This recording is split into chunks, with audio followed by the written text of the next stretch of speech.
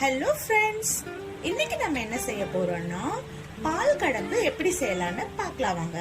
அதுக்கு ஃபர்ஸ்ட் நான் ஒரு 1/2 லிட்டர் பால் எடுத்து நல்லா கொதிக்க வச்சிருக்கேன். இதுல 3/4 கப் சுகர் ஆட் பண்ணிக்கோங்க. இதுக்கு கம்மியா கூட நீங்க ஆட் பண்ணிக்கலாம். உங்களோட ஸ்வீட்டுக்கு தகுந்த மாதிரி நீங்க ஆட் பண்ணிக்கோங்க. இப்போ இதை நல்லா மிக்ஸ் பண்ணி விடணும்.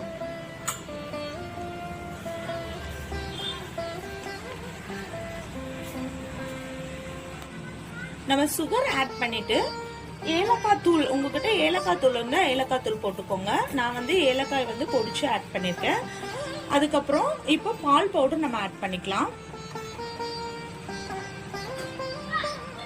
பால் பவுடர் உங்ககிட்ட இந்த 10 ரூபீஸ் பாக்கெட் இருக்கும் இல்லைங்களா, அதை ஆட் பண்ணாலே போதுமானது.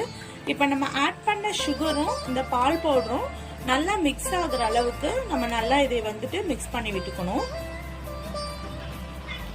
இது நல்லா நம்ம மிக்ஸ் பண்ணதுக்கு அப்புறம் நான் ஒரு 10 கிராம்ஸ்க்கு குறைவா ஒரு 5 to 6 கிராம்ஸ் அகரகர் ஒரு 10 மினிட்ஸ் ஊற வச்சிருக்கேன். அகரகர்னு சொல்ற கடல் பாசி, இதையும் நம்ம எடுத்து இதுல ஆட் பண்ணிக்கலாம்.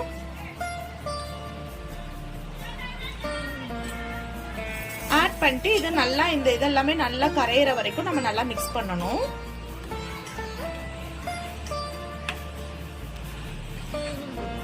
இப்ப பாத்தீங்கன்னா ஃப்ரெண்ட்ஸ், இது எல்லாமே நல்லா கரைஞ்சிடுச்சு. இப்போ நம்ம இத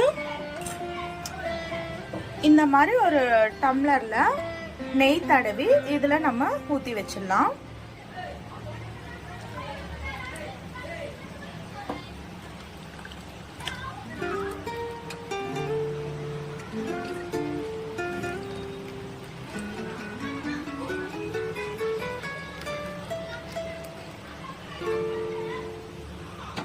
இது அப்படியே ஒரு 20 மினிட்ஸ் ரூம் டெம்பரேச்சர்ல வச்சிடலாம்.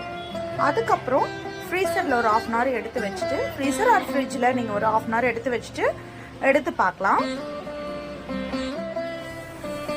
இப்ப பாத்தீங்கன்னா பால் கடம்பு ரெடி ஆயிடுச்சு. இப்போ இது நம்ம இந்த மாதிரி கிளாஸ்ல நம்ம போட்டிருக்கோம் இல்லையா, இத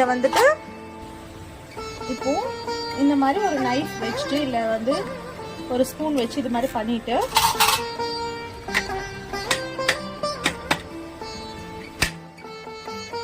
இந்த மாதிரி வந்துச்சு. இப்ப பால் கடம்பு ரெடி ஆயிடுச்சு. இதே மாதிரி நீங்களும் வீட்ல செஞ்சு பார்த்துட்டு எப்படி இருக்குன்னு சொல்லுங்க. நம்ம இன்னொரு வீடியோல பார்க்கலாம். Tata, bye bye, thank you.